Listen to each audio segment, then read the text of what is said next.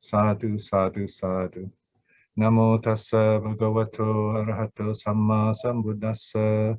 Namo tassa bhagavato arahato samma sambuddhassa. Namo tassa bhagavato arahato samma sambuddhassa. Buddhang saranang gacchami, dhammang saranang gacchami, sanghang saranang gacchami. Dutiyampi buddhang saranang gacchami, dutiyampi dhammang saranang gacchami, dutiyampi sanghang saranang gacchami, tatiyampi buddhang saranang gacchami, tatiyampi dhammang saranang gacchami, tatiyampi sanghang saranang gacchami. Panatipata veramani sikkhapadang samadhiyami. Adinādāna veramani sikkhapadang samadhiyami. Kāmesu micchāchāra veramani sikkhapadang samadhiyami. Musavāda veramani sikkhapadang samadhiyami. Surameraya majjapama datthāna veramani sikkhapadang samadhiyami. Sadhu, sadhu, sadhu. Right, now you can see this beautiful image of the Buddha meditating. It's time for our own sitting. Today we do something special connected with our study on feelings. So we're going to do vedanā nupassana, a simple contemplation on feelings. We start by calming ourselves using the breath, and then we try to see what we can observe of our feelings. As always, check your posture. Make sure you're sitting comfortably in the middle of your chair. You can lean back if you like, or sit upright. Put your palms together or on your lap, whichever way is comfortable. You can put it on the arm of the chair also if you like. Comfort, remember the keyword is comfort, balance, so that you can forget about the body after a while. Legs flat on the ground. If you're cross-legged, just sit comfortably. Make sure there's no tightness anywhere, no bone pressing on bone. So comfort. Just close your eyes or half open. Just let go of all thoughts for the moment.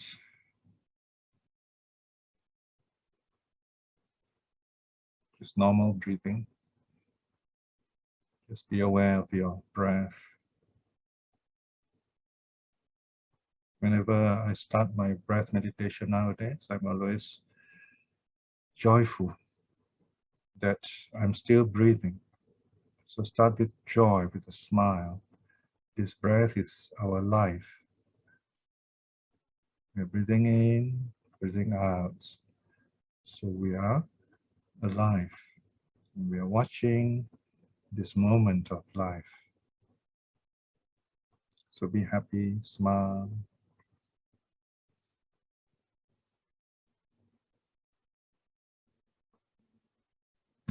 If you like, as you breathe in and out, you can start by counting. A simple way is to count 1 to 5 or 1 to 10. Breathe in, breathe out, 1. In, out, 2. In, out, 3. In, out, 4. In, out, 5. You can count up to 10 if you like, or any number between 5 and 10. But don't use any number smaller than 5, too small. Don't use any number bigger than 10, it's too big. If you miscount or forget the number, just start with 1 again. Don't worry about the number.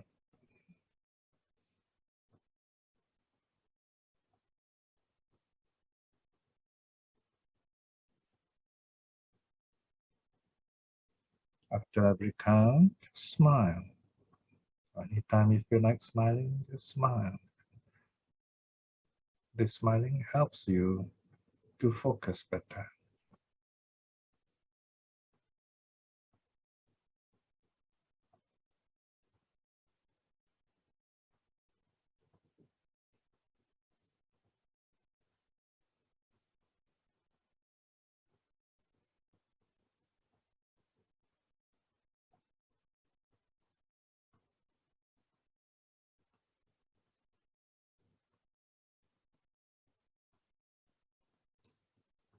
For those people who find counting don't help, counting doesn't help, it's all right. You can go straight into the second stage. You can start by watching in, out, in, out.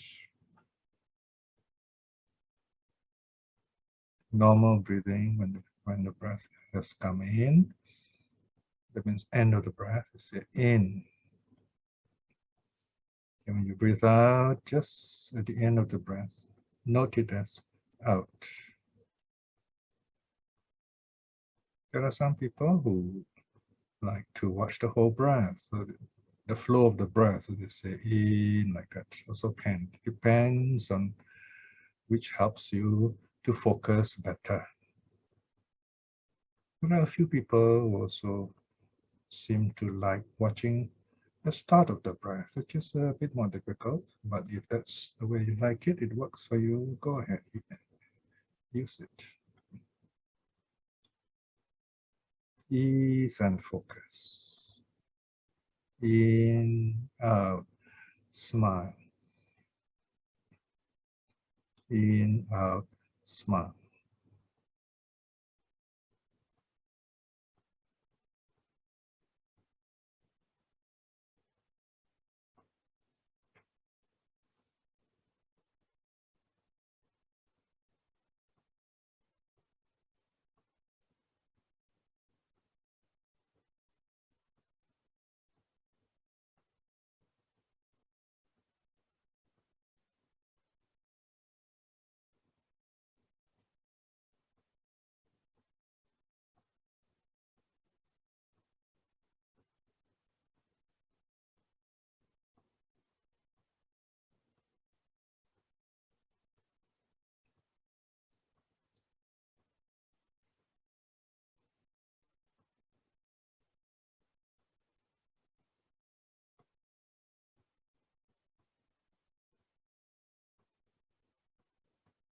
Now, as your mind becomes peaceful,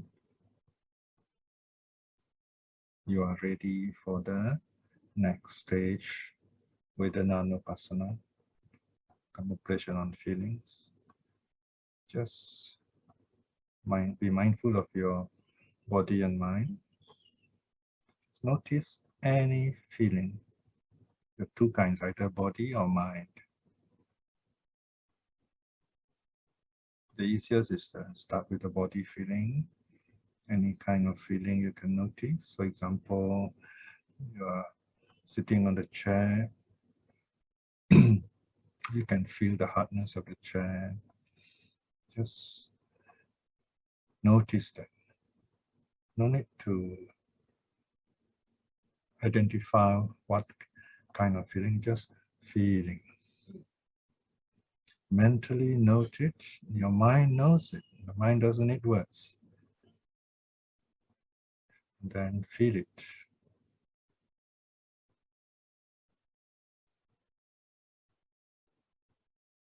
If you like, you can note it as hardness. It's a bodily feeling. Now notice that you neither like nor dislike this feeling. Of course, sometimes you might be happy, you might like it. Or maybe you find it too hard, you might not like it. So acknowledge the feeling just as it is. Okay, first notice the feeling of the hardness of the chair or cushion or wherever you're sitting. simply feeling, or sensation. Sensation.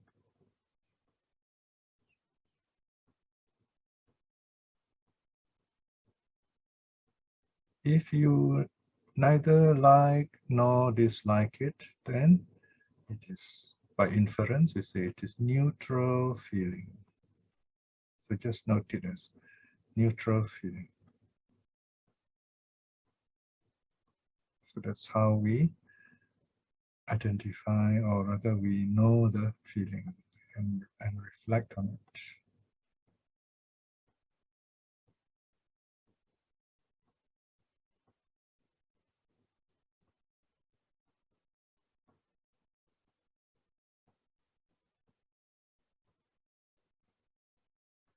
And notice if it is neutral feeling, notice, just be aware of this neutral feeling. Something we rarely do. Some of us have never done this before.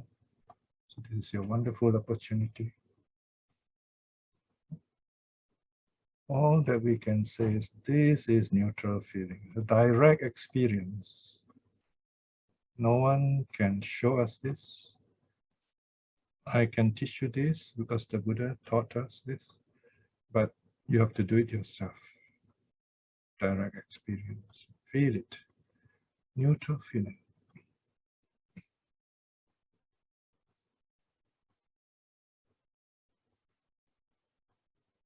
Once you notice a sense of knowing it or becoming bored, then reflect on impermanence. This neutral feeling is impermanent.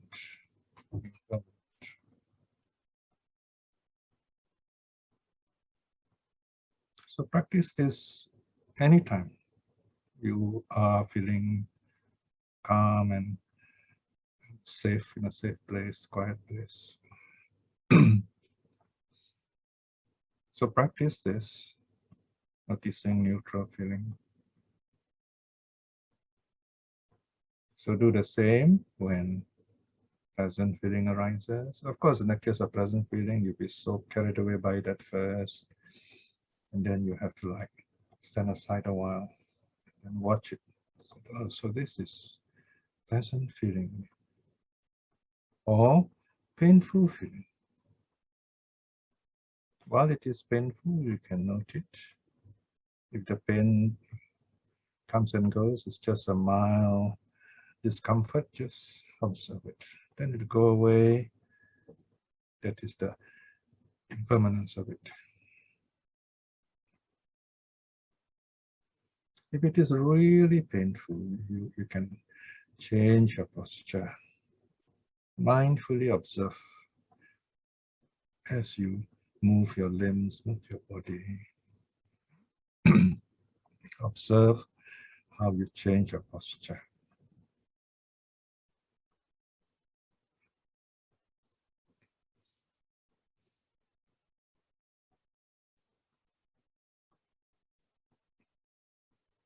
So that is watching your bodily feeling, physical feeling.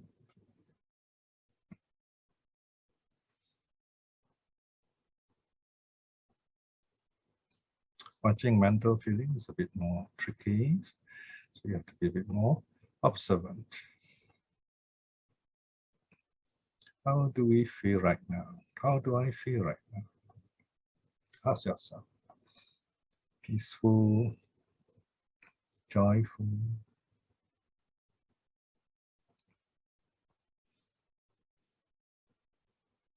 Notice the feeling. Even if it is negative, it's okay. Accept the feeling as it is. Just be aware of it. We want to know ourselves.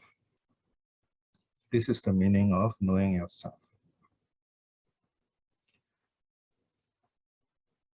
By knowing your feelings. If it's a joyful feeling, watch it for a while, observe it.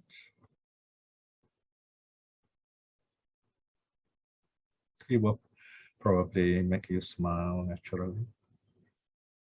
So just feel it.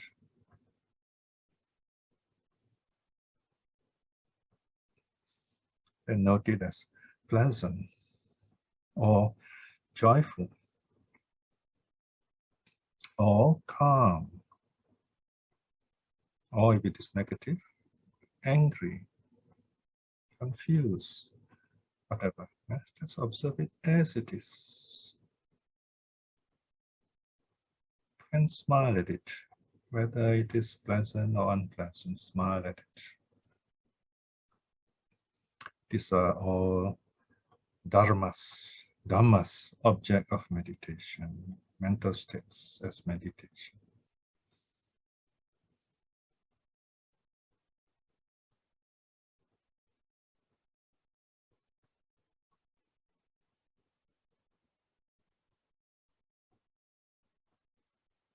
Notice how impermanent they are. Note the impermanence.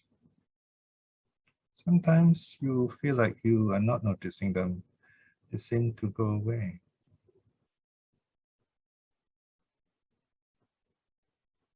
If you are observant, you are focused, you may notice the mind going on and off, on and off, on and off like a computer.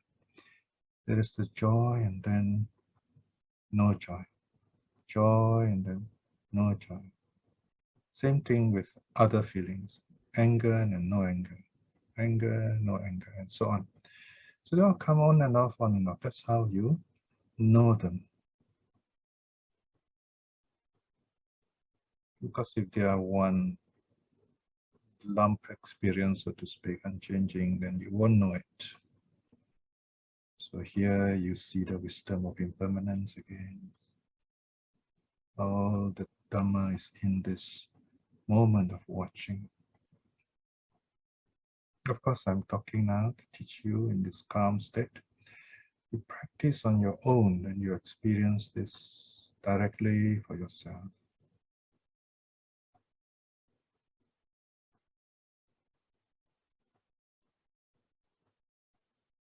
When we talk of Dhamma transmission, this is Dhamma transmission. Now, the Dhamma has been transmitted to you. It's up to you to practice it. Don't mix it up with anything else. Keep it pure. Keep it just as it is. That's the meaning of pure. As meditation, watching your feelings. There are many other kinds of meditation, even in the Satipatthana series. Right? So this is one of them. It's quite easy to do.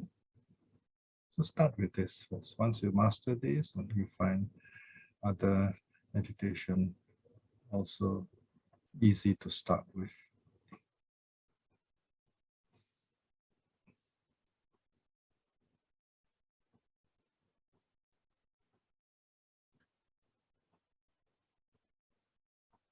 So you can choose bodily feeling or mental feeling. If you're not sure, start with body feeling. Body feeling is easy. Once you're more calm and focused, go on to watch mental feeling. If you're feeling really good and happy and joyful, you will notice you don't want to do anything. You don't even want to watch it because you're so happy and peaceful. Let it be. That also is a good state. Then when you come out of that joyful state, then you can start watching. Use the peacefulness to observe, to contemplate on feelings. So you must know what to do. It's like driving. You must know which gear to engage. So this is about knowing yourself. Don't worry about remembering it. You can always ask again during question time if you are not sure.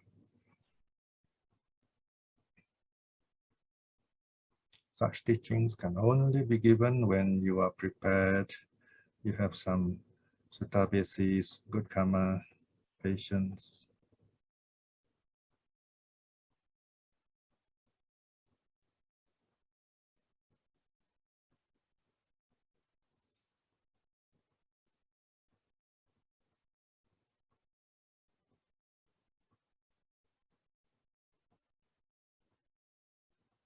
At this point, let us review our practice. How did you feel? Remember those feelings. Remember them as feelings. They will help you, if they're happy feelings, will help you in your future meditations. And to be kind and happy when you are faced with difficulties. If you have difficulties in your meditation, note them and find out how to overcome them, how to correct those difficulties, avoid those distractions, and so on. Review your practice.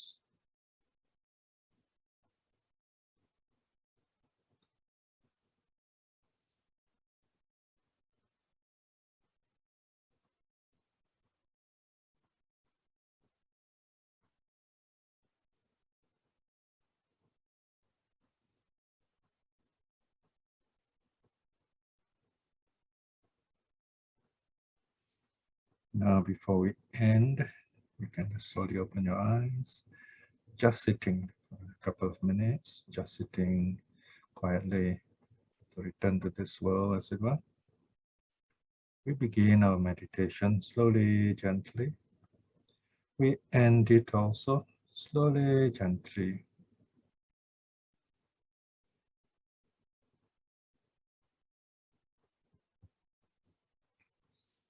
Okay, sadhu, sadhu, sadhu. Now begin with we go on to our talk.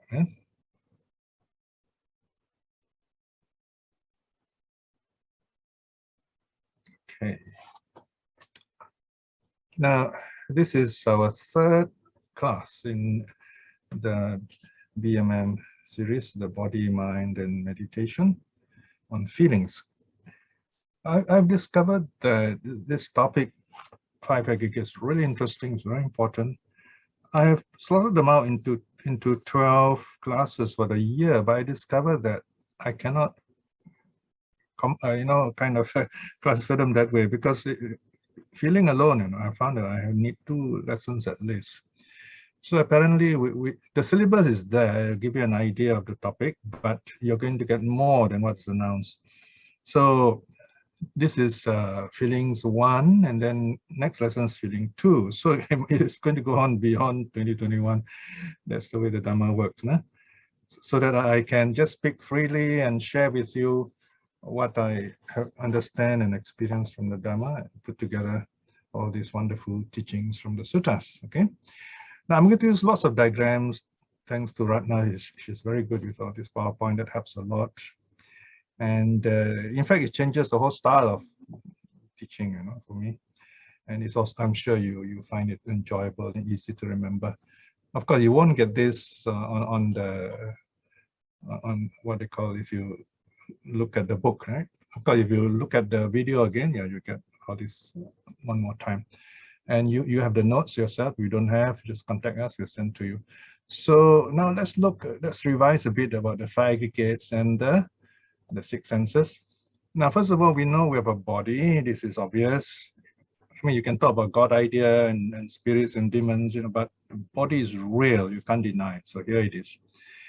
That's the first fact, or form, as we call it, in the 5 aggregates. And the body comprises of eye, ear, and you have the Pali word below it, okay?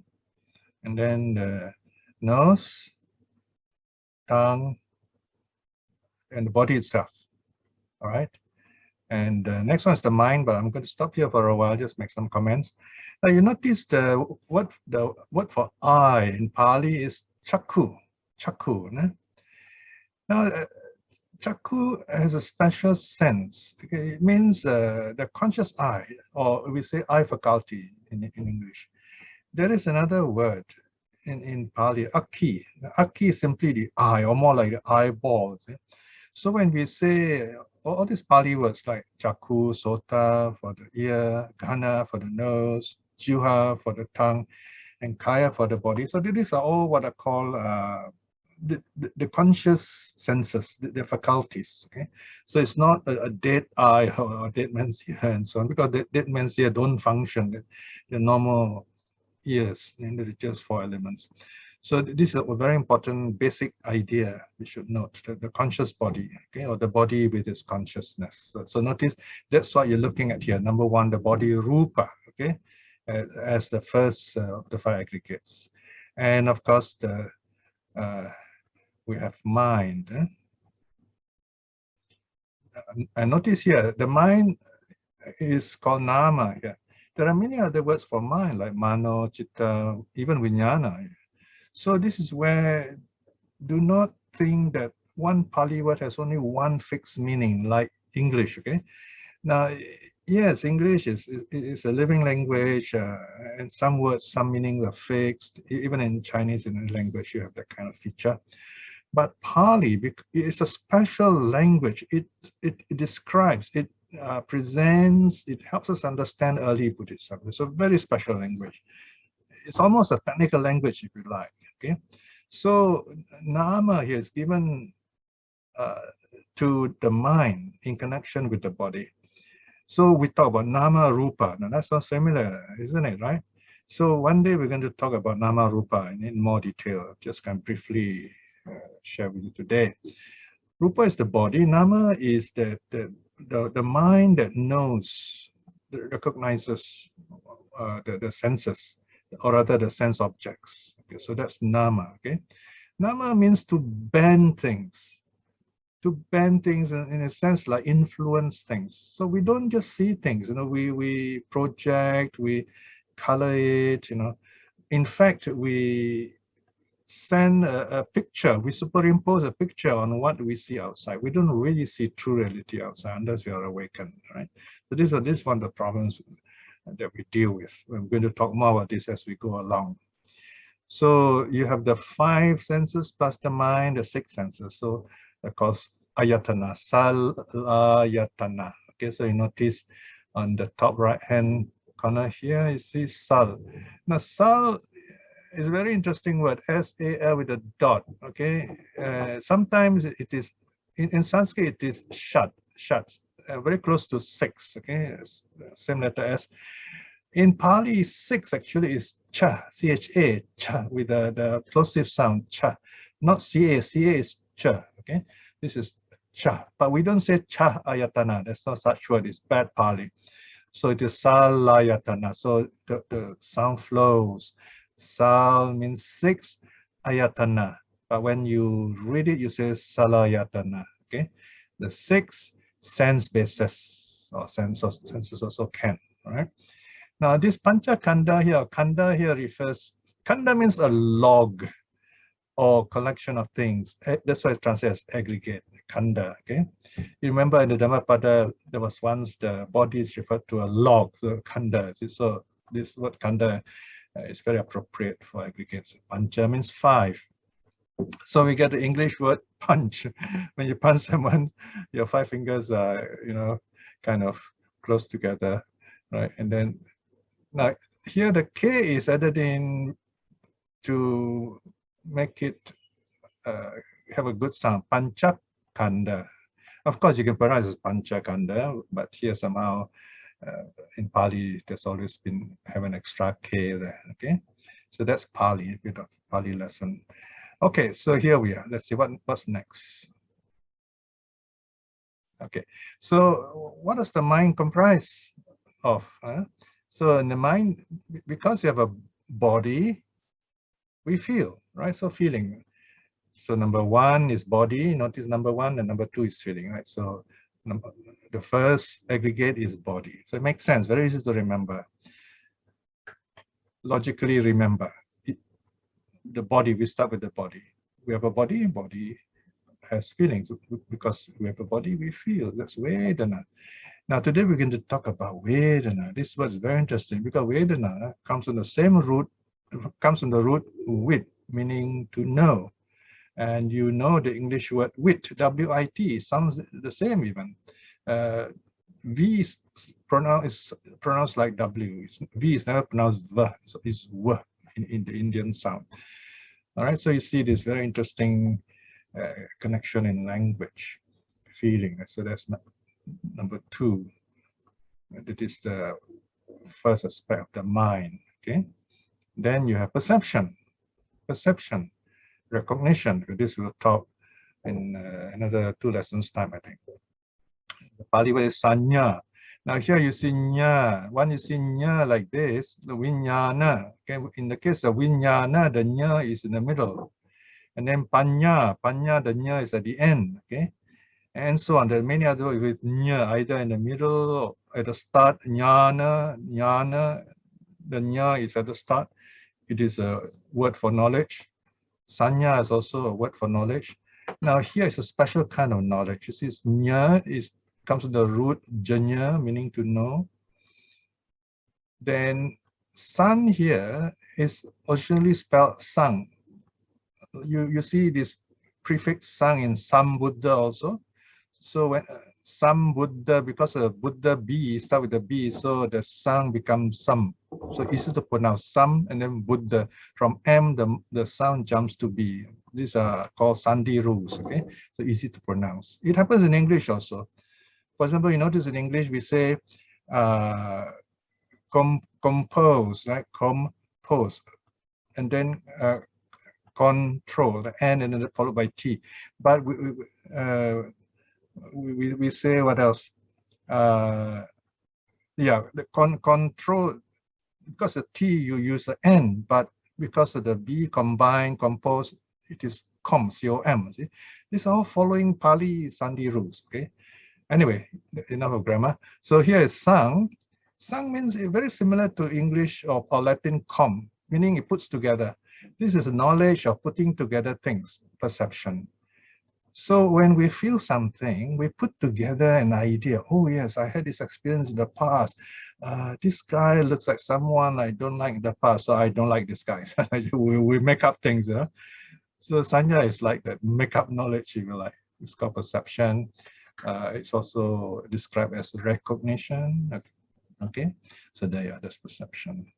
So you know this interest, even this sañña is even more interesting. It's going to get more and more interesting anyway. And so then now if you stop at sañña, you're fine. But we normally go on. We say, oh, I like this, I don't like this. Okay, then we have what's called formations. Number 4. Form what? Form karma. This is sometimes translated as karma formation. So Sankara. Okay. So here the root is kar, to do, same root as karma, but change the somehow you get kara. And here you see sang again. Some becoming the n dot because of the k, kh. It's not k here, by the way, it's kh. If you don't know Pali, you say, oh, k. No, but if you know Pali, you say it's kh. It's one ligature. That's one letter actually. In Pali, in Indian script, it's one letter, but in English, we don't have that kind of letter, so we put a H there to make it a plosive. That means k, the air comes up. Sankara formations, okay? And this is another word which has many meanings. Yeah? So there you are. Form, rupa, feeling, vedana, perception, sañña, sankara formations. Rupa, vedana, sañña, sankara. 1, 2, 3, 4. Something is missing, right? Right. Number 5, consciousness. This is the most difficult of them all, okay? And this will be towards the end of our series. Nah? There's a lot to talk about consciousness. Even the modern science is not sure what consciousness is. Psychology is not very sure what consciousness is. They're beginning to discover it. They're very excited learning Buddhism now. See, here again, you notice the nya root in the middle here, nya, right? And then you have we. So the prefix is we. We means to divide up. For example, we say bisect. V and B are the same sound, more or less. Nah? They're called semi-vowel. V is kind of semi-vowel. B is more, we call it label.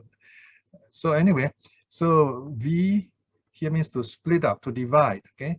And extra, insert extra N, nya here, nya, okay? Because of jnana, okay?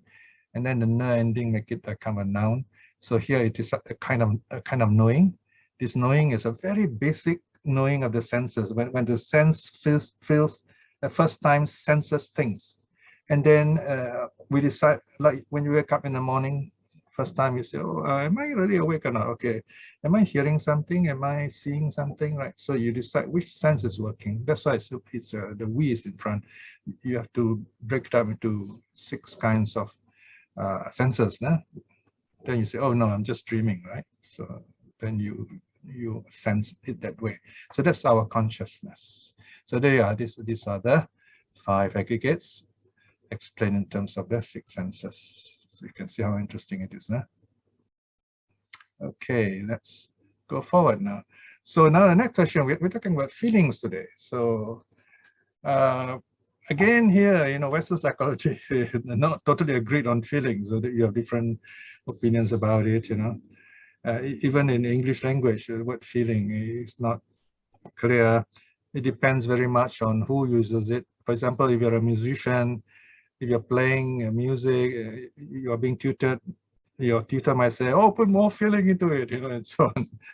Well, what does it mean? This is very interesting, you know, when say music teacher tells the piano player to put more feeling into it, it means do not see the piano as separate from you. You and the instrument become one. You express yourself as music. So this is a principle of non-self. So this is where, if I were to teach a musician, I would say, okay, when you're playing music, what do you notice, right? So you can notice non-self while playing the music. So that's one meaning of feeling. So you can see how profound what feeling is. No? Let me not go on too far. I'll end up giving a lecture on feeling. Let's look at this thing again, this diagram. By the way, here you can see the references, SD 17, volume 17, chapter 3, section 12, and then there's a diagram. This diagram you're looking at will be found figure 322. Okay, I'm still new with this. All right, okay, here we are. So let's start with the sense faculty. We have the senses. Now here, ajatika means internal, ayatana, sense spaces or internal senses. So these are your eye, ear, nose, tongue, body, and mind as sense faculty, as sense organ, okay? And then there is something outside, the sense object. Bahira means outside, ayatana. Sometimes join up, then becomes bahirayatana. If you're a German, you will find it very easy to learn. The Germans have lots of compounds that join up words, very, very long words. So they find Pali very easy to learn.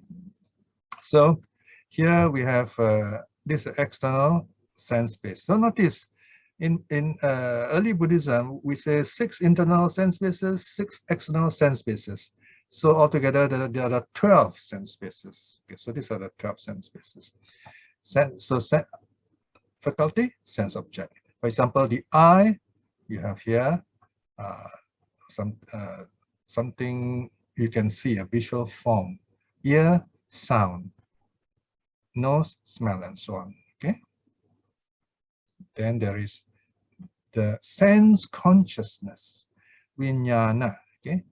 But to be technical, a little technical, this is a specific meaning of consciousness. Now, this is one thing about consciousness. When you see the word consciousness in the suttas, you got to ask yourself, what level is this consciousness? Which part is it? What is its specific meaning? So here, its specific meaning is attention. So there is attention. So let's take eye, for example. Sense faculty, eye. And there is something outside your screen, okay, the words on your screen, that is sense object, and then you are paying attention, or you're looking at me, you're paying attention, right? So these 3 things are together. So when these 3 things come together, you have what is called sense contact, phassa, sense contact, okay, or touch, very simply, touch, you can translate as touch also. But it's a special sense of touch, right? Notice the 3 lines. It means all these 3 joined together.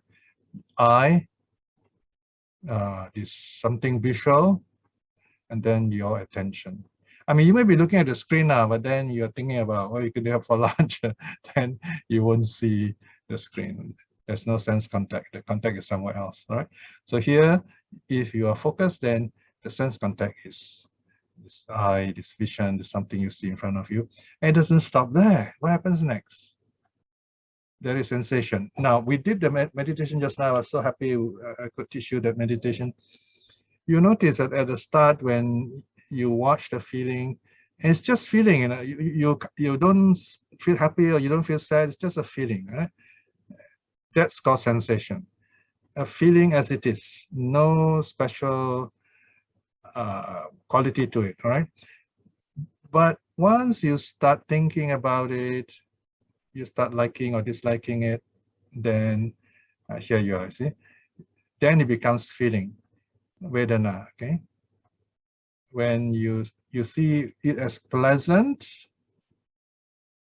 or you see as painful, or you see as neutral, all right? Now, actually, I've jumped one step here. So what happens just one step before this? How do you see as pleasant? It's just feeling. See, on the sensation level, you don't feel pleasant or painful. But what makes you feel is pleasant? You associate with something, you know. For example, you know, as I said, when you meet someone, you have met this person before, and then you remember you had very happy experience with this person. So now you treat this person well also. So very often we project the past onto the present. We're not really present in that sense. So you feel pleasant, you feel good because of this past experience. This is the normal, immediate reaction, okay? Or we don't like someone in the past, and then we had this memory, and then this person came again to see us, and we're not very happy with this. Although the person has changed, you know, we don't really know the person right now, but we tend to judge and measure the person from our past experience. We even say, oh, you know, from my past experience, it's like this, it's like that, right? So it becomes a painful experience. You dislike this person. So that's how it happens, right? On the other hand, you have never met this person. So you're curious, you don't know what, or you might not be curious, you might be bored, you don't care, so it's a neutral feeling. So by the time you have this kind of evaluation, it's already feeling. So vedanā here comes from the root ved, meaning to know, so it's a know in a special way, right? In an evaluative way, in a recognizing way, all right? Now it doesn't just stop there, something else happens. Okay, so before that, so all this is called, this, what I described down here just now is perception, okay? So perception works very close with feelings. So how we evaluate pleasant, painful, neutral is because of this latent tendency, all right? So the principle is this: every time you like something, you go shopping, you see something, you say, oh, I like this, you know, and then that like will contribute to lust, all right? Okay, this sounds quite serious. Some people might say, oh dear, I better stop shopping. No, you don't have to go that far.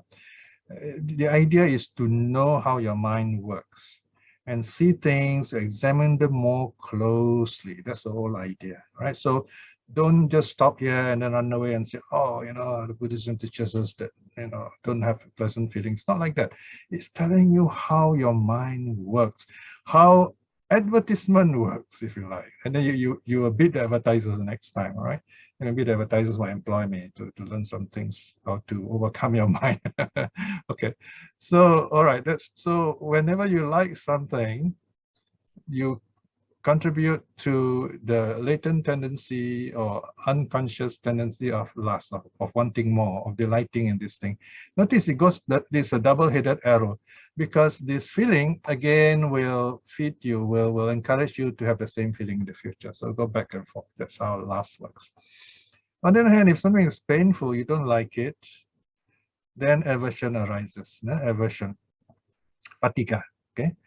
Raga, by the way, means to be colored. Literally means to be colored, red. So it's something. It's just a very interesting etymology. Patika means dislike, aversion. So then whenever you don't like something or whenever you get angry, you contribute to this latent tendency. There are many latent tendencies. These are the three basic ones. Now, if something neutral, you don't know what it is and you don't make any effort to reflect on it, then you contribute to ignorance. So these are the three basic roots. They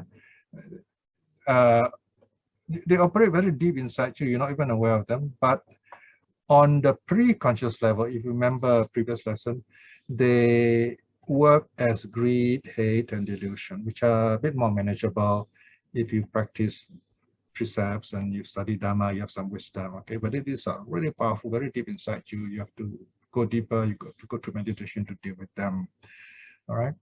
So now what happens next? You see, it doesn't stop here. When you have all these kind of feelings, craving arises. Craving is one word for all of this, in fact. Of course, we think in terms of craving as simply being drawn to something, wanting something, liking something. Whenever you like something, there's something you don't like, because that's how things are defined in the world, by opposites. Like means there's something you don't like. For example, I like, say, apples, so I don't like oranges, something like that, right? So that's craving. It's got these three aspects. Even, in other words, even any of these three can bring craving. We will study this on a deeper, later on a deeper level. Okay. So now by this time, you say, I like this, I don't like this, I don't care about this. Formations have arisen, right? So karma has arisen already. So it becomes your habitual karma. In the other lesson on the training on the path, we'll be using the same diagram, but we're going to change this tree to when something is pleasant, you simply see it as suffering. That's a very interesting thing, because when it goes away, you're going to suffer, you know. And painful, you see it as like a dart, like something sharp, you know. So you have to, it is painful. This is what pain is like. So you take it as it is, reflection on pain. Now, neutral is a tricky one. You reflect it as impermanent.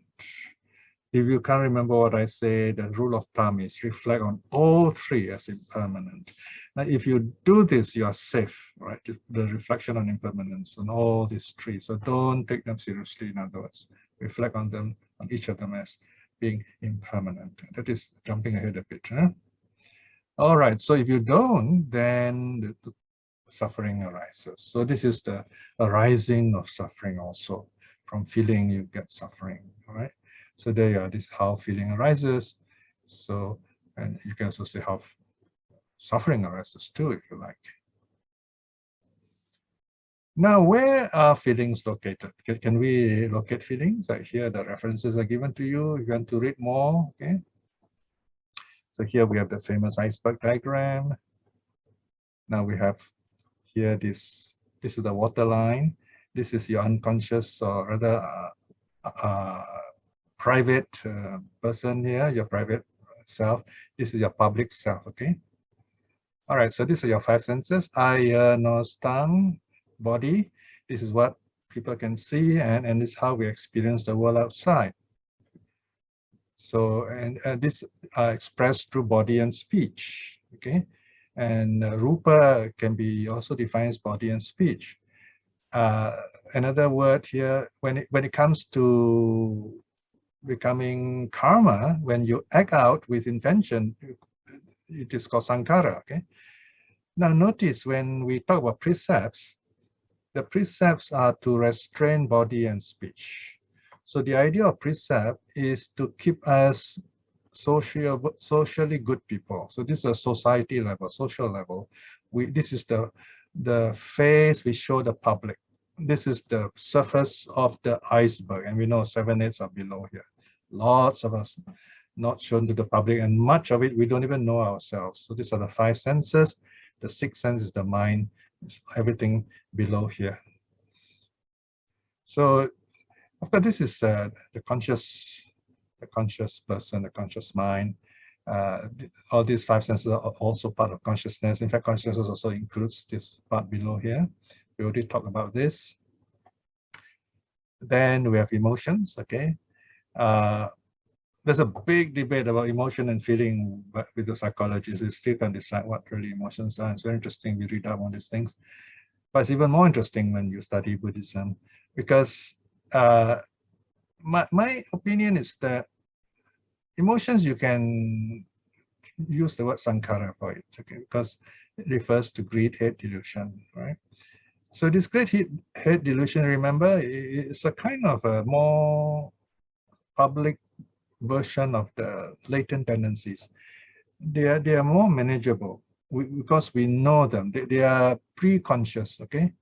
They're in our thought. I don't know. There you are. The word pre-conscious is there.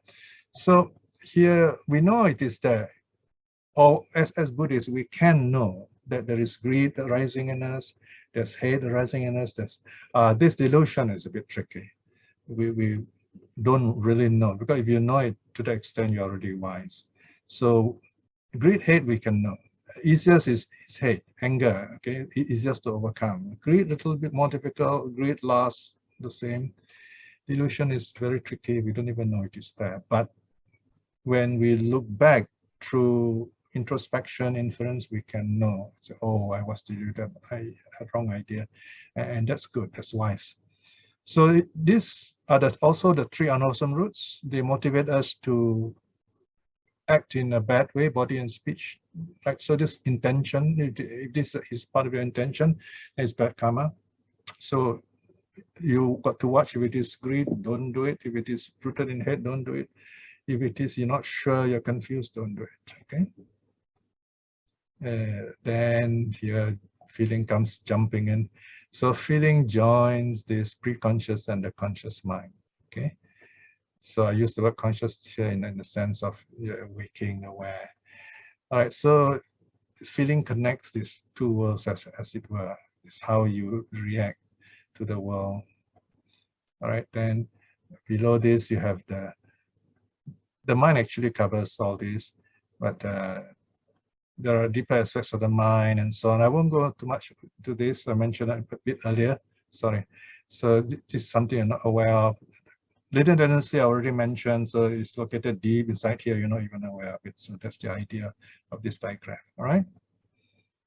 Okay, you can let's look at this diagram again. It's the color is so beautiful here. So done by Ratna. All right. So now we're going to something a little bit more detailed, the perceptual process. How do we perceive things? How do we recognize things? The references to read up are all here. Okay. Once again, let's start. We know we have a body. We have the five senses, panchindriya, pancha, five, and then pancha, the last vowel is a vowel, and then here's another vowel, and there are different vowels. So in this case, the ancient grammarians decided to give priority to the E. We pronounce E, the sound, the value of the letter I is E, short E, no? Indriya, okay? So we join together with the apostrophe. I always add apostrophe and other markers to help us know how the words are broken up, how the compounds are resolved, as we say. Panchindriya, pancha indriya, okay? Five physical senses. Indriya, physical senses, okay? Seeing, hearing, smelling, tasting, touching. This forms the body. And then you have the mind, okay? So the mind controls thinking and mental activities. So we have these two. And then because of the mind, there is sense consciousness. Okay, so we're going through this understanding of how perception arises now, one special aspect of the five aggregates. We have sense consciousness. We are aware of things. Our eyes work, our ears work, eye, ear, nose, tongue, body, and mind. And then there is sense contact. You remember the earlier diagram, the triangle of experience, right? You have the eye, and then the visual object, and then the attention. Then there is contact, right? So this here you are. So because of consciousness, there is contact. You can go from here like this, yeah? Okay? And there's contact. And then because of contact, there is feeling. So this is a summary of what we have done earlier. Feeling here is response to stimuli, okay, or stimulus, singular. Then there is perception. It works about the same time, okay? There is sanya, we recognize the experience, right?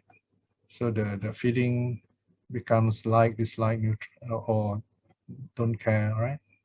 So you can see the sequence here. No? And then when there is perception, you start thinking about it, like lots of thoughts. You don't tell people, or you tell people, it's up to you. There is thinking, there's also mental investigation. In your mind, you start searching and wondering what's going on here, what does this person want, okay? So perception leads to thinking. Notice the sequence again. Did they all work like dependent arising? Well, this is the principle of dependent arising, in fact. So there's thinking, and when you start thinking, you don't stop. You think and think. So it becomes papancha. Pancha means five, fivefold. Fivefold means manifold. Okay, pa. The pa here repeats the pa, papancha. That means five, something like again and again. So you start, your thoughts start exploding. So many thoughts. Okay, there's mental proliferation, papancha. Actually, although there's so many thoughts, your view is very selective. You direct it in a certain way. Okay. All right. So this is really heavy, right? So anyway, it's a summary. So let me close with one more last for the diagram, then we have a break. So all these feed the latent tendencies, and the last aversion, ignorance, and the latent tendency feed is the engine for this cycle. It goes round and round. Notice it's like the Ouroboros, the snake biting his own tail, eating his own self. So it goes round and round. Okay. So this mental proliferation, meaning thought explosion, many thoughts, feedback our sense consciousness, especially the mind. Yeah. Okay. And then it goes round and round again, like that, endlessly. Okay, here we go. We have a short break. Okay, I think you can continue. Right. Now I will continue. So how do we express our feelings, right? So this is just to give you an idea. In our everyday life, in our language, we're actually experiencing all these things. And through understanding this, you can pinpoint, or you can recognize, oh, that's perception. Those are different parts, aspects of perception. Okay. So we react through the three roots: craving, repulsion, delusion, and ignorance. I've kind of combined the latent tendency as well as the three unwholesome roots. We can take them as the three unwholesome roots if you like. So anyway, basically, our language tend to reflect like, dislike, or ignore. Okay. When we like someone, certain words we will use. When we dislike someone, whatever the reason, you got to find out for yourself. You can only know for yourself unless you can read the minds of others, and then find out how your mind works. And when we do ignore others, it's a little difficult to know, but you can know this by inference. In other words, in retrospect, by reflecting kind of what happened today or what happened some time ago. Okay, so let's see what happened. What kind of words do we use when we see something beautiful and we like it? We say it is beautiful, attractive. There are many other words. And when we don't like it, we say it's ugly, repulsive. They're kind of opposites of each other, the green and the black here. And if something we don't care about, we say, oh, it's plain, it's average, and this is the kind of language we will use, right? And when we hear something, if we like it, the words we might use will be soothing, sonorous. There are many other words like musical, beautiful. Of course, the word beautiful can be used in most of the other senses. If we don't like the sound, we say, oh, it's jarring, it's dull, grating, and music, you have all kinds of words for it. If it is something you are not sure about, you say monotonous, uninteresting, right? You have no interest in it. And then when it comes to smell, we say, oh, it is sweet, fragrant, balmy, okay? And if you don't like it, you say, oh, it's offensive, rancid, acrid, right? All these are smells you don't like. And if you do not know what it is odorless or deodorized, okay? When it comes to tasting, is it delicious, sweet, rich, and so on, and many other words. These are some of them. If you don't like it, it could be because it's sour, bitter, or generally bad tasting. If you have neither like nor dislike, you can say flat, bland, tasteless. Okay, so this is like a thesaurus, né? And touching or feeling here. If you like the feeling, you say nice, soft, comfortable. Okay, or if you don't like it, it says hurting, smarting, and so on. If it is neither, you can say it's neutral, numb, stiff. Now, minding, this last one is when it comes to thoughts, okay? It's interesting, stimulating. You might say, okay, this study is very interesting, stimulating. Or if you don't like it, you say, oh, this is heavy, you know, dull and boring, okay? And if otherwise you say, I don't know what's going on, you say you're indifferent, apathetic to it, right? So these are different ways we react. So this is how you recognize perception through the language people use. So you can see this in everyday behavior.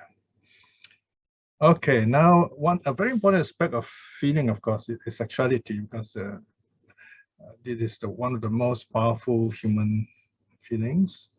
And the sutta, the Saññoga Sutta or Saññoga Sutta, the two spellings, A748, the Buddha describes how sexuality arises. It's very interesting psychology here. So ST 17.3, especially section 2.2. So first, the Buddha talks about womanliness. Okay, he says a woman thinks about herself in terms of her womanly faculty, her womanly ways, her womanly looks, her womanly pride, her womanly desires, her womanly voice, her womanly adornments. Okay, so this is how, at least in the Buddha's time, how the Indian woman thinks of herself, identifying herself by her sex. She is aroused by this and delights in it, right? So it's very proud of the fact that she has nice dress, nice looks, and so on. Thus aroused, she considers another in terms of a man's faculty. So because of this self-identification, she notices a man is different. That's the idea, the difference, okay?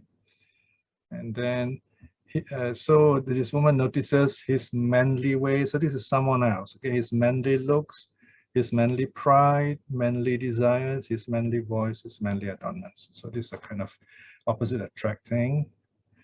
She is aroused by this and delights in it. Thus aroused, she desires external union. Here, external union, that means have a relationship, because this is something outside of the person. That's the meaning of external in a psychological sense. So the Buddha says then she desires the physical pleasure and mental joy arising on account of such a union. So this is a mental aspect. Bhikshus, because the Buddha is addressing the monks, attached to her womanliness, she enters into union with men. In this way, bhikshus, a woman does not arise above her womanliness.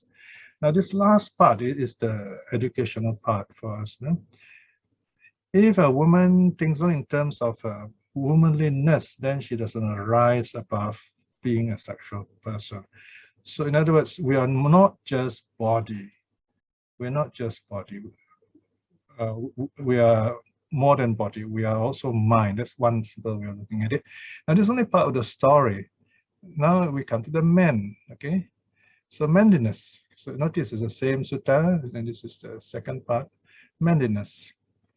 Okay, a man thinks about himself in terms of his own manly faculty, his manly ways, his manly looks, his manly pride, his manly desires, his manly voice, his manly adornments, right? So even men, they've got a special way of dressing, the way they look, the way they comb their hair, the way they talk, and so on. He is aroused by this and delights in it. Thus aroused, he contemplates another in terms of a woman's faculty. That is all parts of Mother Nature's idea, so to speak, of making sure the species is perpetuated. That's one way of putting it. So this man thinks of her womanly ways, her womanly looks, her womanly pride, her womanly desires, her womanly voice, her womanly adornments. Now, you see a lot of this being displayed in the Hindi movies, for example, in the Indian movies. No? And so he is aroused by this and delights in it. does arouse, he desires external union or appropriation, even if you like, because he sees a difference. He sees that, oh, I don't have that, or I am not that, and he wants that. Okay, so same thing with the other side.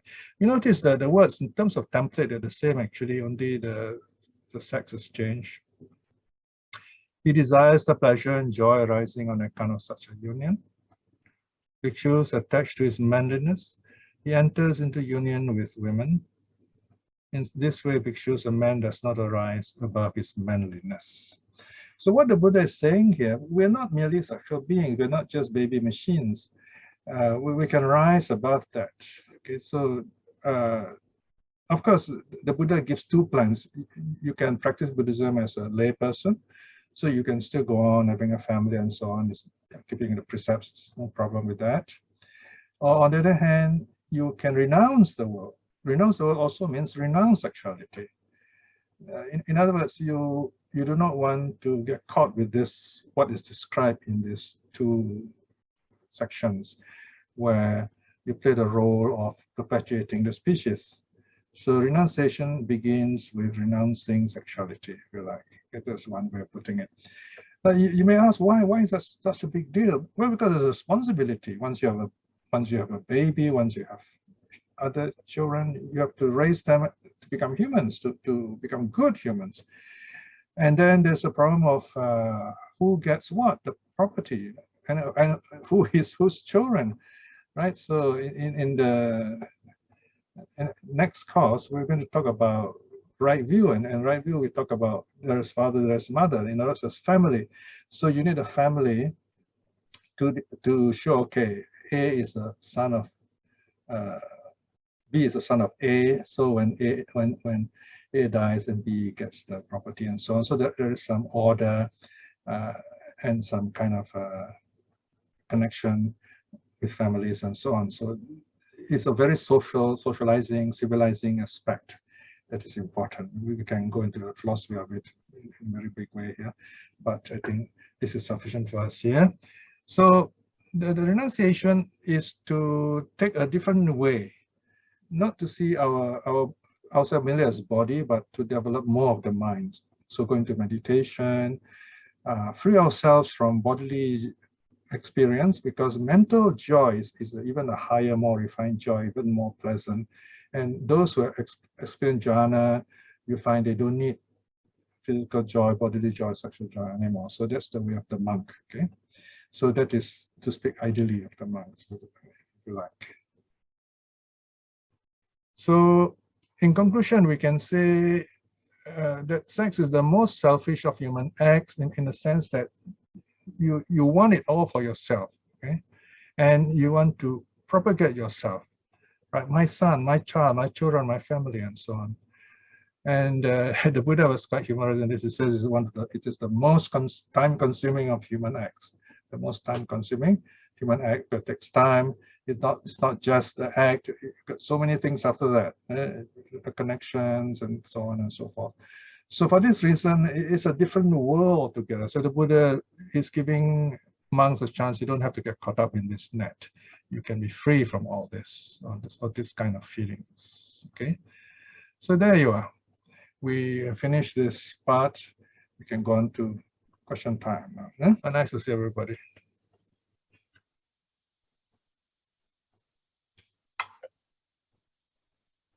Okay, who'd like to start with the questions?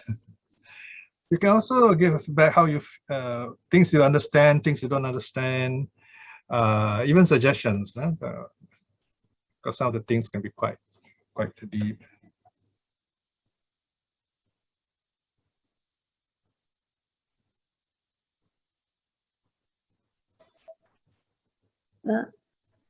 Pamuja has a question. Yes, Pamuja. Yes, go ahead. Yes, unmute yourself, Pamuja. You have a question? Yeah. Thank you. Piya, just wonder, there are people who, how do I say, they are neither male or female in that sense. Oh, okay. What you say for this one? Yeah, the Buddha was aware of all that. You find there are also rules in the Vinaya concerning such people. The sutta, the Saññoga Sutta, is more about a mental aspect. We can go deeper into that, into psychology of sex, but it's a bit tricky. For example, here, a woman it refers to how a person thinks about himself. It's not merely a physical, of course, you can say physical body, but also includes how people think about themselves. So too the man, how he thinks about himself, right? So he thinks of another partner. So even though the partner will be the same sex, in reality, the other partner plays the opposite role. Otherwise, it won't work. So there's this balance of, like in the Jung psychology, animus, anima, animus. But Jung psychology is very interesting because it's saying that in either sex, man or woman, you must have masculinity and femininity. And a man who lacks femininity is going to be very violent and manly, so to speak. And so it's going to be violent. It won't be a good father. So he needs some, I think the word is animus in this case, that he needs to have some, what do you call it?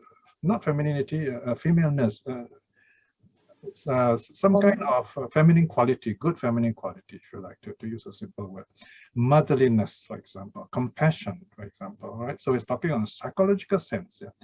So same thing in a woman. A woman needs to have a bit of masculinity in a psychological sense, strength of wisdom, courage. She needs that. If she doesn't have that, then she'll be bullied and, and so on. So you need to have this kind of balance. So in modern psychology, you do see a bit of this idea there. So this also what the Buddha is trying to say.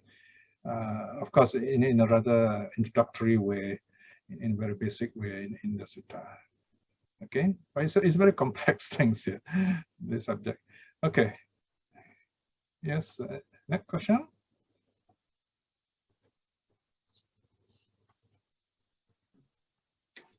Brother Piya? Yes, who is that? Identify yourself. Xiu Feng. Oh, Xiu Feng, yes, go ahead, please.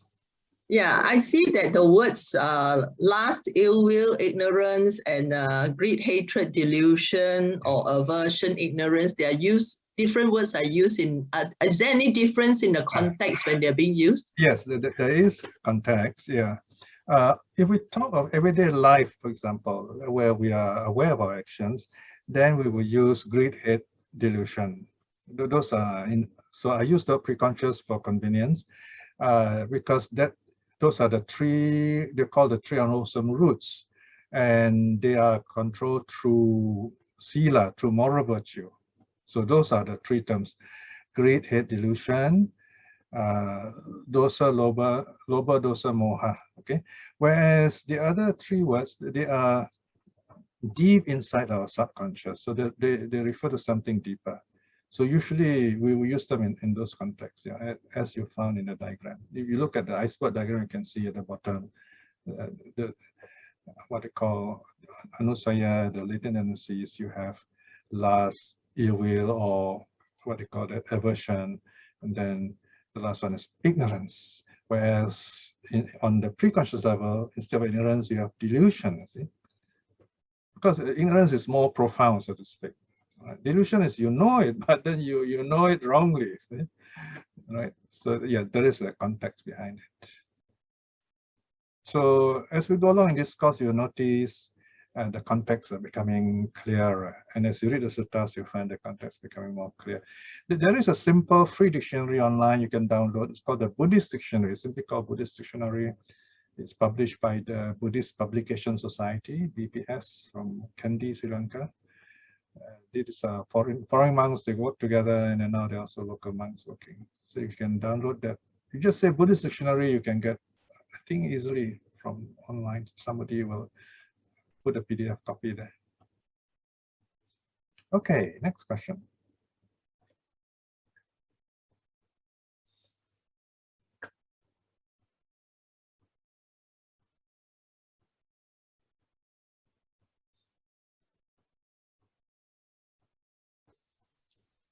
since nobody asked, can I ask? Yes, please. Yeah.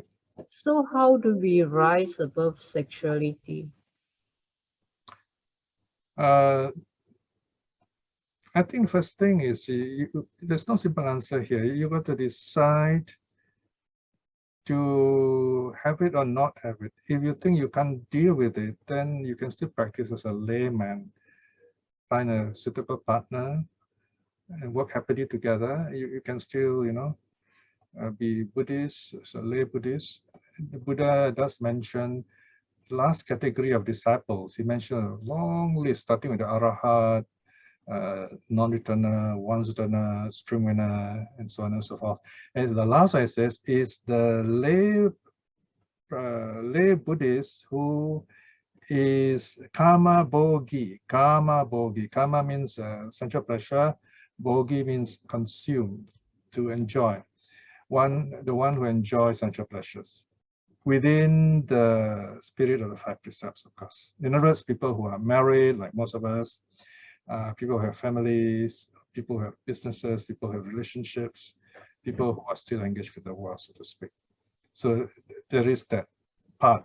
Every religion gives that context, that ability to live in the world as well as practice. Right. So of course, in the case of Buddhism, as lay person with family and enjoying sensual pleasures, we reflect on impermanence. Because of being involved in sensual pleasure, it's very difficult to attain non-returning. So the best we can attain is stream winning through the understanding of impermanence. Then you attain stream winning. You can still be a householder. You may still be a householder. King Bimbisara was a stream winner. Another Pindika started as a stream winner, and so on. And then you can go on to become a once returner if you're able to cut down a bit more of the greed hate delusion. All right. But in order to attain non-returning, that is the way the monks work, because the monks are supposed to be practicing jhanas. You attain jhana. Jhana brings you a higher joy than sexuality. So you are able to totally let go of the sensual experience. So it's a choice you must make. Of course, if you think you want to try monkhood, yeah, that's great too. You choose a good center, good monastery where the monks keep to their Vinaya and they don't change the Vinaya, and there's good teachings, and of course you're able to practice the Vinaya and the Dhamma together. Then you attain, at least you reach the path as a stream winner faster in this life. Otherwise, even as a lay person, you can attain it in this life itself. It's not that difficult. Okay. Okay. Okay, thank you. Yes. I have another question. Sure. Okay, how do we deal with anger? Okay, anger is the easiest to deal with. When I answered this question some time ago, you remember. Number one, the very first thing is to accept it as it is. You notice people who are angry, they will say, no, I'm not angry, right? They deny it, right? So accept it as it is. To yourself, you say, and don't say I am angry. The language is very important. It should be non-owning language, okay? Non-owning language. How about before it arises? People, sorry? Before it arises. Oh, now, right. sometimes we don't even know we have this, and then it just pop up like that. Well, of course, there'll be metta, practice metta to prevent it. But I think the important thing is to accept it as it is, and then acknowledge it. In other words, label it. Anger. This is anger. Okay, that's the second stage. Label it. Label it as it is. Number 3, disown it. I don't like this. This is not good. I'm going to let go of it. By the time your anger is gone. So these are 3-step management. And anger is the easiest to overcome of the 3 unwholesome roots, in fact. Okay. Before that, then of course, I think meditation, of course, helps. Being happy, smiling inside you as much as you can. In a sense, learning to love within yourselves. And because some people love outside too much, people might not like it. But kind of look at things in a light way, and then look at people, see it in that they have difficulties themselves, that they're changing, they are growing, they are today they are a different person. Remember, one important lesson from one important point from our lesson today is that when we meet people, we tend to superimpose the past on that person, right? We never see the person as the person is. It's not easy. It's not easy. One way, of course, is to ask questions, but you have to be careful not to end up being accused of being probing and a profiler. I mean, basically, we ask how you're feeling, you know, what do you think of this? So you're curious about people. You show an interest in people. There are many ways of showing an interest in people. And it's very important with the people closest to us. You should be able to read body language. You look at the person, your partner, your person close to you, and you see, oh, the person is not feeling happy. That's how you're feeling. And try to engage and then see if you can listen to something that helps. So this is one, these are different ways of engaging with a present person, the person presently. It's very important. We tend to relate people in the past. We tend to live in the past, so to be very careful about that. Right? Suddenly we realize, oops, I'm living in the past. I'm thinking of this person in the past, especially with children, our children. We don't see them growing up, you know. We call our big giant guy a baby, right? So there are times to, this is renunciation. We have to renounce at different levels, okay? Okay, thank you very much. Yeah, we have half an hour more, so lots of Yeah, time. Sister Gixiu has a question. Okay. Yes, Gixiu, where are you? Yeah, thank Okay, you. yes, sure, yeah. So I was looking at your chart, and because just now you mentioned about anger and seeing the person for the first time, but I think from the sutta, or you mentioned that the sensation, the sañña, and the vedana actually arises together. So whatever that you're feeling arise is actually already clouded with perception of the past because it's from memory, and then to stop it from going to the next step, that's what we are trying to practice, right? Yes. So that it doesn't go into further papancha or further enforcing degrees and repulsiveness. So I'm just wondering, when the Buddha talked about Piya Sutta, I mean, that's where he was saying, I'm sorry, which sutta again? Piya Sutta. Piya Sutta, yes. I kind of relate to this, right? When whatever you're saying is just a sin, and you don't arise this. How does that, you know, is that contradicted? If the feeling and the perception arising? Not at all. Okay, in the case of, see, Bahiya, let me relate a bit about Bahiya. A lot of people do not know Bahiya. Bahiya is a very interesting character. He didn't live very long, actually. He was a lay arahat, and then he passed away quite shortly after he met the Buddha. Briefly, he traveled the seas on some voyage, and then there was this shipwreck, and then his karma is such that he was washed ashore, but all his clothes were gone. You know, Indian clothes are very loose. So he had no clothes. So for decency, he looked for some bark, tree bark, and he strapped himself with tree bark. Now in India, if you dress different, if you look so different and odd, you are a holy man. Okay, so everyone thought he was a holy man, you know, and some even thought he was an arahat, you know. And he keeps saying, no, I'm not. At first, he kept denying it. After a while, he said, it's not bad. The people call me arahat, okay, you know.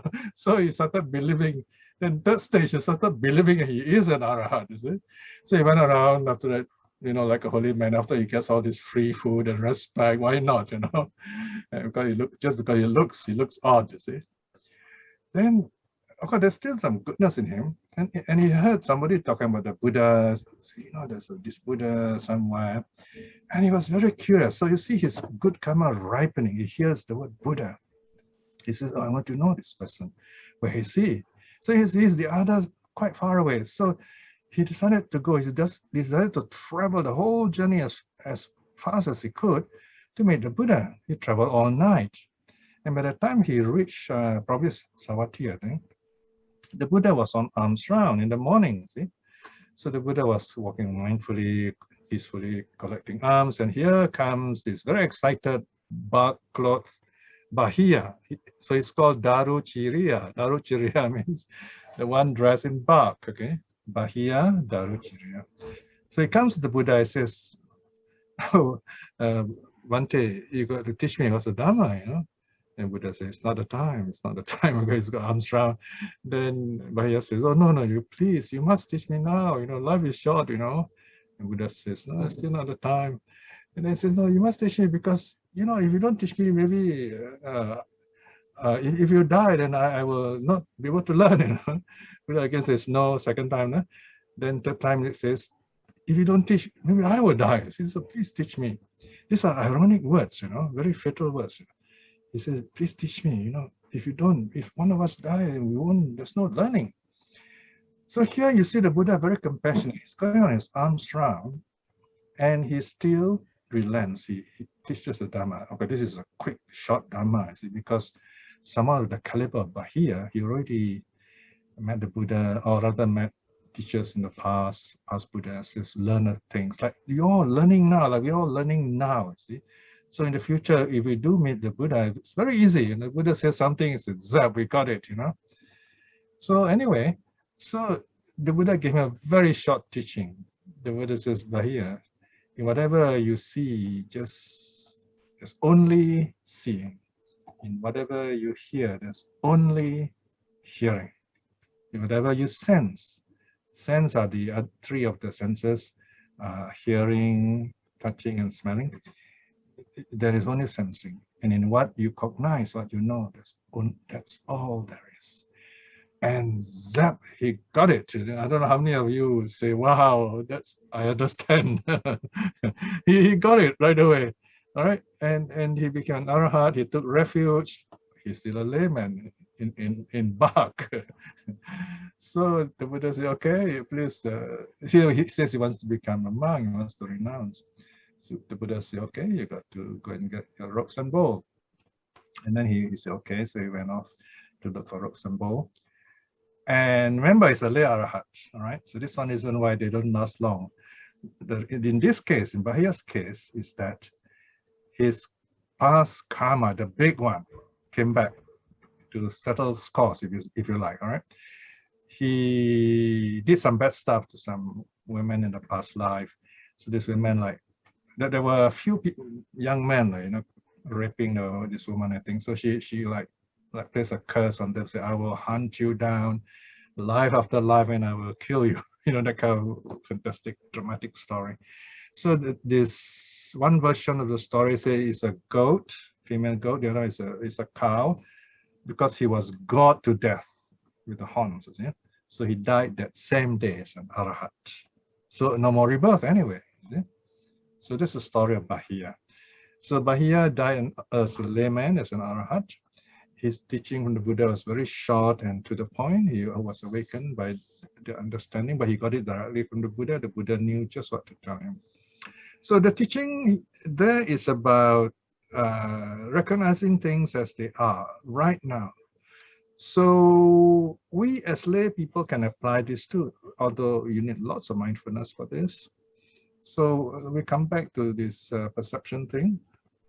Let's say you meet someone and you had a nasty experience with him before.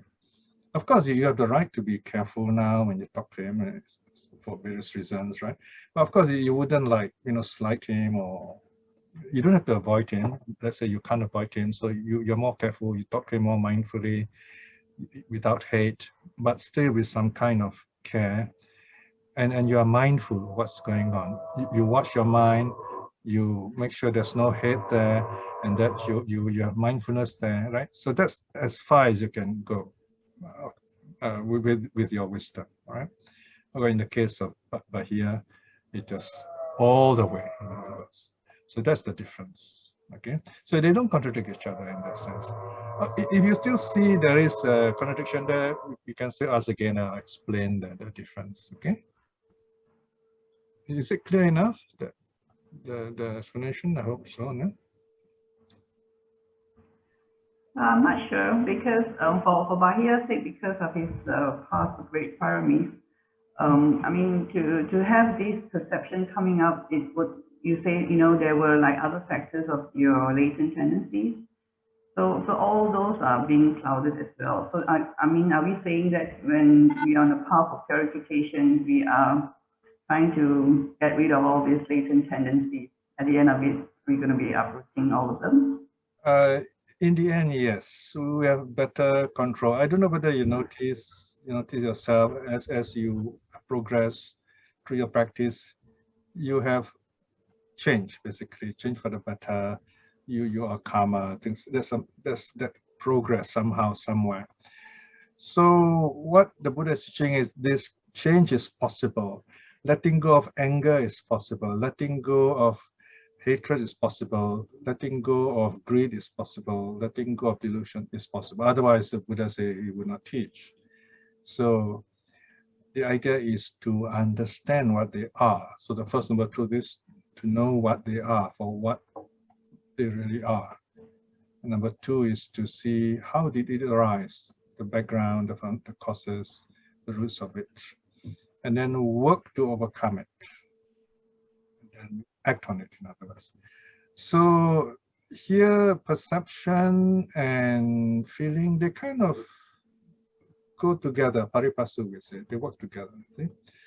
We tend to basically, to simplify the teaching, we tend to look at the present in terms of what we experienced in the past. At that moment, we will not notice this. We are unlikely to notice this unless you're very mindful. So that is why this what you call looking back, examining what happened today or yesterday.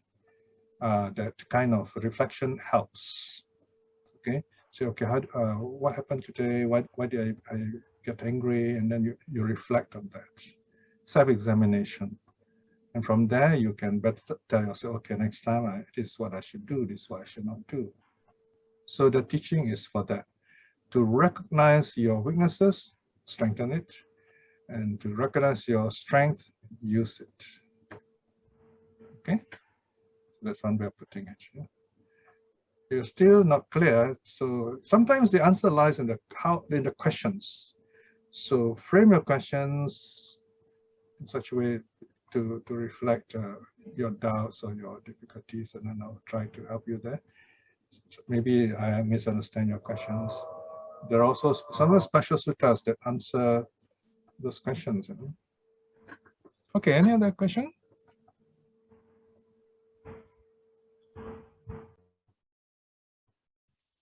You put up your hands, unmute yourself if any question. Yes, we have about 15 minutes more.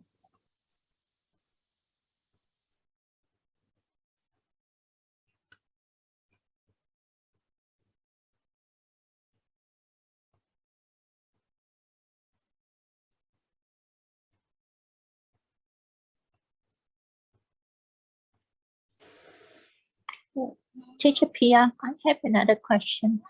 Yes, go ahead. Yes, sure. Sometimes we wear shorts, so is it all right to enter the temple to pay?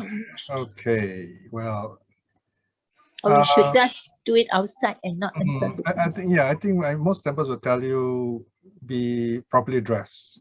Sometimes some temples they actually put up signs. I suppose the best way is to be properly dressed. I mean, the way of dress also is mentioned in the sutta sometimes. The idea is not to give anyone a wrong impression. Because people can have all kinds of funny ideas for the smallest things. We're not going to an entertainment place, we're going there for reflection. So it's good to be properly dressed, and also for comfort, otherwise, there's no reason not to go to the temple anyway. Okay. There are even strange questions by some women. They ask, can I go to the temple? I'm going through my period, things like that. Buddhist temples, there's no problem with that. Okay. So it's not like you're impure. I mean, we don't have that concept, of this sort of thing. So on the other hand, if you find you have difficulty going to a temple, you can do it at home. You can close your eyes and then picture the Buddha in front of you. Buddhism is everywhere, especially in your breath. That's where the real Buddhism is. In your in and out breath. It's all there, right? If you can see peacefulness in that breath, you are near the door to Nirvana already. Okay? So, Brother Piya, Teacher Piya rather, sorry. So, in other words, at home, when we pay homage or when we are, doing the practice at home, we should also be properly dressed and not in shorts. Oh, don't worry. The Buddha doesn't mind at home, so to speak. In the privacy of your own home, be comfortable because you are facing yourself. You're facing yourself. You are looking at yourself. How do I look? What should I do? What am I doing? So let me do it right. You don't even need a shrine. Okay, so it's up to you, because the best shrine is this beautiful image of peace in your mind. How do you have an image of peace? Wow, that's really difficult. Right? So we have all kinds of images. I have a friend. He was quite well to do when I was young. Was collecting all kinds of images, big ones, small ones, and he had a big house, and his house was full of images. And as he grew old and his children are no more with him, he had to give up this big house. He had no place for the images. He had to clear everything away. and I had to help him do that. I said, wow, it's so many images.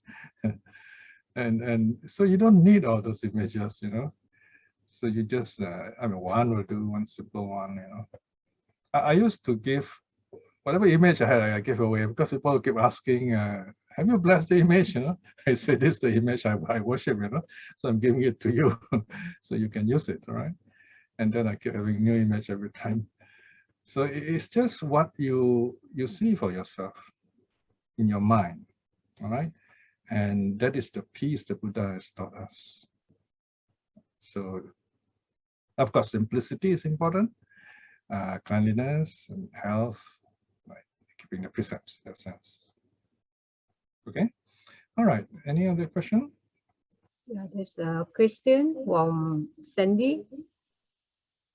The question is, does Arahat has feelings too, or feeling without perception? We'll be talking about this next time, right? I think next time. Yeah, they do have feelings, but they're not like us, because they notice the feelings arising and then going away. A simple example is a good professional, a doctor, a surgeon especially.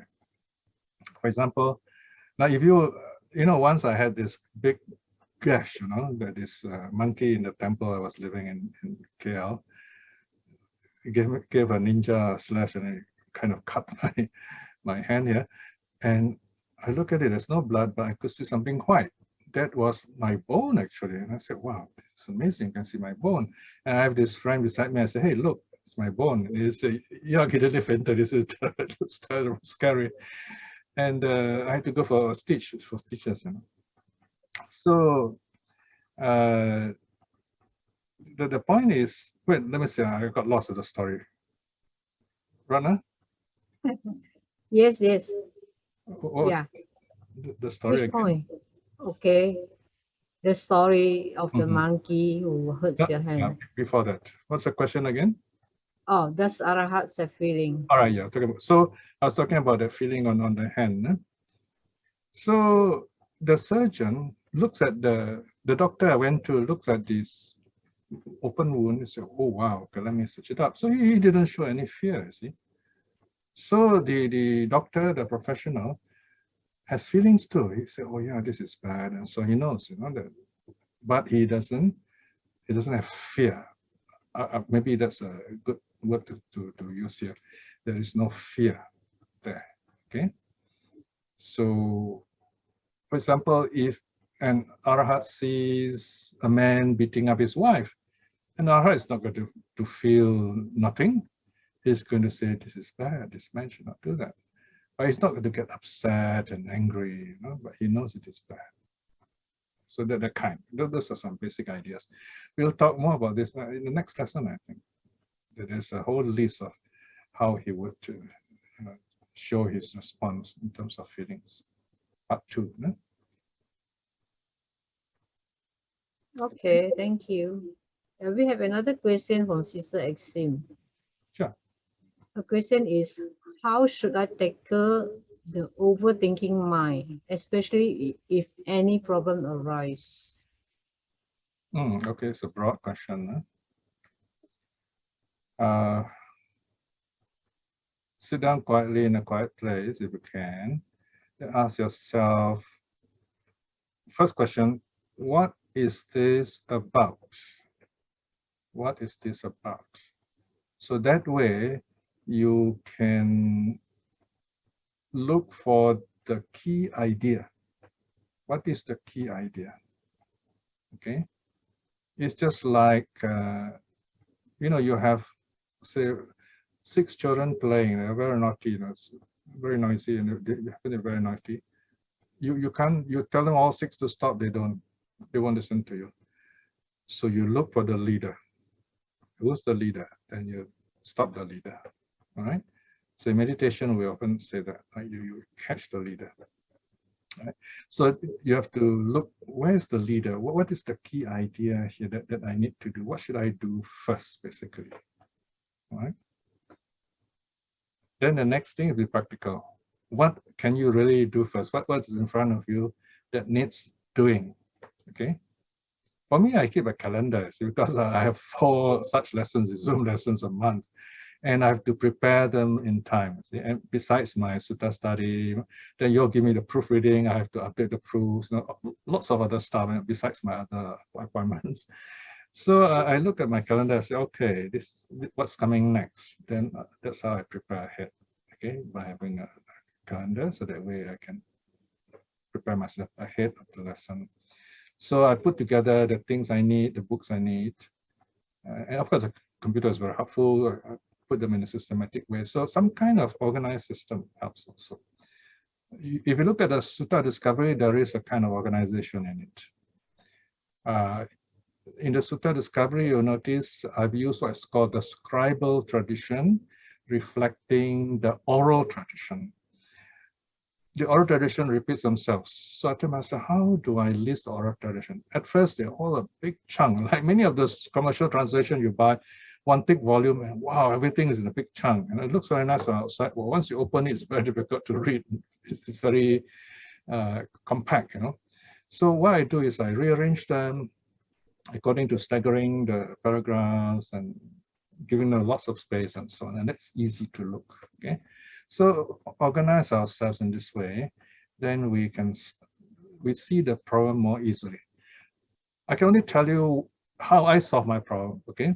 All right, my favorite example here is dishwashing. I know very few of you here, I don't think anyone here enjoys dishwashing, okay? It's not something we enjoy, something we have to do. So what do? The first thing I do is I will arrange everything systematically. Okay, all the dishes, all the plates in one area, and then the bowls, everything nicely stacked up, not too high. Okay, forks and spoon, I separate them, easier to put back into the rack afterwards near our eating place. So I put all the spoons in one bowl, all the racks in one bowl, all the forks in one bowl. I imagine the 4 of us, but we use amazingly a huge number of forks and spoons. And then of course, pots and pans. they're all nicely arranged. So anyone who comes to the kitchen will say, look at this, it's nicely arranged. And my sons will normally wash also, right? And I find it's easy to wash when you organize things that way. So sort things out. And same thing with study, you find things are easier done that way. And your meditation also, all right? Meditation is a little different though. Meditation, you see what comes to you at that time. What do you feel you need at that time? That's very important, that feeling. That's where your energy is, and use that energy, okay? Okay, now I have a question for you. Is there any feedback from the Vedanā just now that you do? Was it easy for you, difficult for you, or you think of it? Anyone like to say anything? Any feedback? I'll be very happy to hear.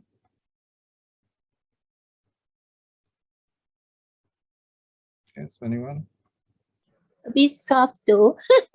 I can't hear some of the things I can't hear because a bit soft. I don't know. It's Oh. I thought it was my handphone. So Yeah, no, sometimes I have that problem. Or is it everyone? Is it too soft for everyone? Can you hear me? Can, huh? He's asking about the meditation, the reflection on feeling. Yes. Any feedback on that? Yeah. How do you think of it? Do you know how to do it yourself?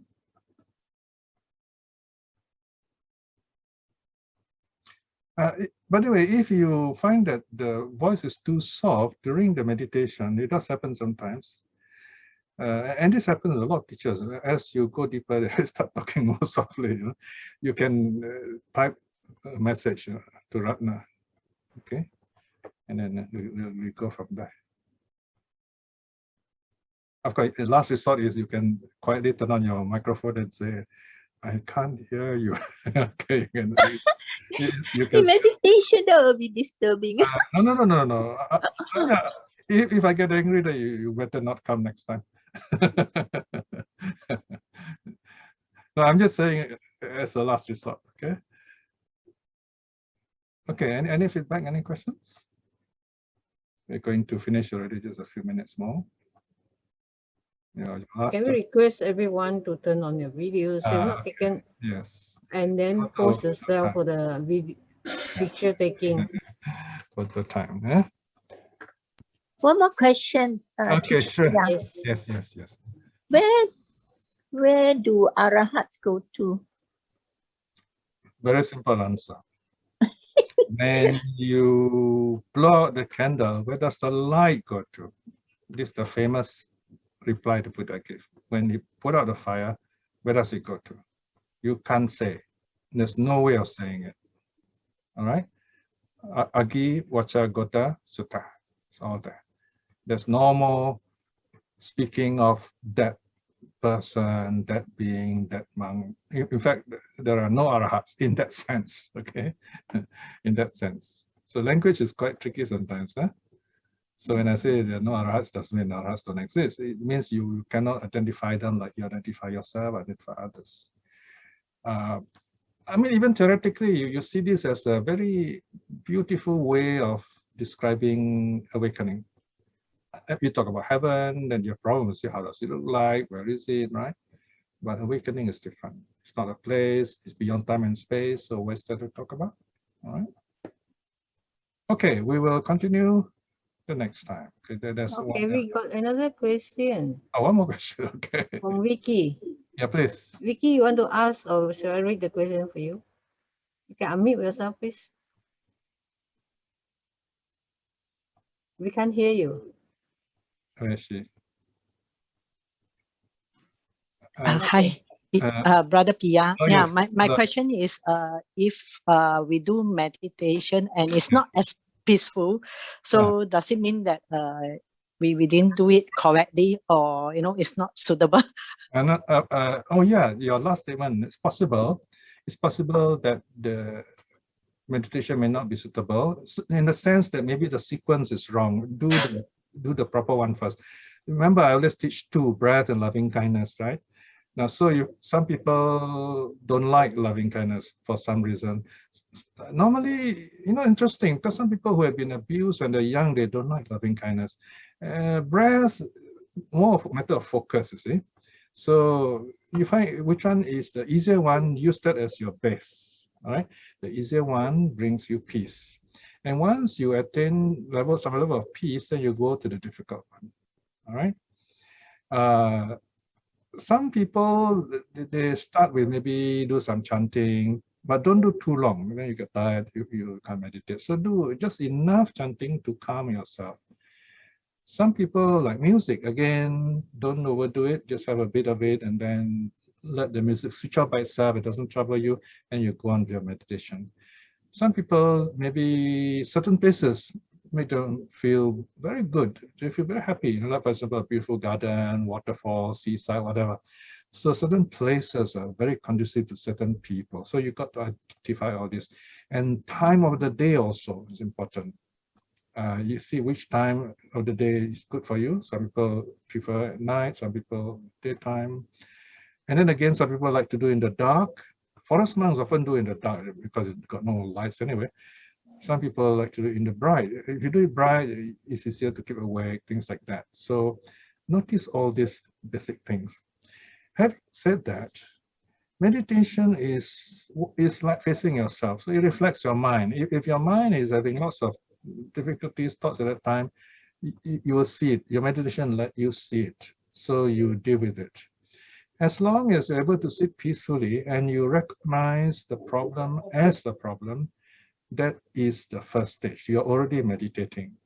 For example, you know, people who say, oh yeah, wow, I can't focus, you know. I say, good.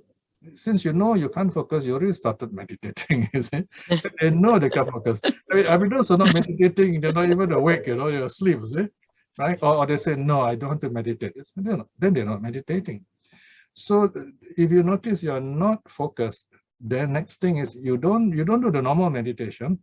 You, in a sense, you stop, you say, okay, what is distracting me now? What is it? Identify it. And usually you will know. Say, oh, I'm thinking about something. And then, what am I thinking about? Okay, this is called following the question, you know? What am I thinking about? Okay, I'm thinking about this. Oh dear, what shall I buy for this wedding? And so on, right? So I say, oh, you identify the problem already. So you say, oh, I don't have to think about this, you know, I can always think it later or tomorrow, there's no rush, right? So then you solve the problem. Because sometimes the problem is not dealt with and it's there. Is it someone important to you, something important to you, and it's trying to gain your attention, is it? So you got to identify it and address it. So these are some ways. Okay. All right, sadhu. Okay. So, well, I don't mind any last question if there is. Last questions are very important, you know. Yeah, otherwise, we can end here. Nah? Okay, we take picture first. Yes, sure. Okay. Please pose yourself so that we can see your face clearly. Okay. Sunday smile. Okay. Yeah, that's good. That's good. All right. 1, 2, 3, smile. Okay, that's good. Thank you. Right. So thank you all for renouncing your Sunday to be here. It's a wonderful practice you've done. So remember all the good things you've done today, and that will help in your meditation and your life. So see you next round. Okay. Thank you, Brother Piya and Sister Ratna and everyone. Yeah, wait, See one you. more thing. Yeah, we have closed now. Dedicate merits. I'm so happy. I almost forgot to close. Okay. Right, we're gathered here on this Sunday to be with the Buddha, follow his teachings. It's so wonderful. His teachings are still with us. I've spent the last 50 years. No? I'm 72 this year, so 50 years with the Dhamma, and it's. I see my ideas changing, learning new things, and the suttas keep getting even more interesting, although they're the same suttas. So this is self-discovery. Buddhism teaches you to discover yourself. Don't be too hard on yourself, and don't be too easy on yourself either. Middle way. So meditation is about knowing yourself. Meditation is about looking at yourself, being honest with yourself, and from there you build yourself up. And today you have done lots of good karma, keeping the precepts, and practicing meditation, listening to the Dhamma, and asking questions. Remember all these wonderful moments, they will help you. It's the time to send our loving kindness to our loved ones, those who are not well, those who are far away, may they be well, may they be happy. And also to each of you yourself. Tell yourself, may I be well and happy, may I be calm and clear-minded, so that I'm able to understand the Dhamma quickly. With that in mind, we close by bowing 3 times to the Buddha. Arahant Samma Sambuddho Bhagava Buddhang Bhagavantang Abhivademi. Buddha. Swakato Bhagavata Dhammo Dhammang Namasami. Supatipanno Bhagavato Savaka Sangho Sanghang Namami. Buddha. Okay, sadhu, sadhu, sadhu.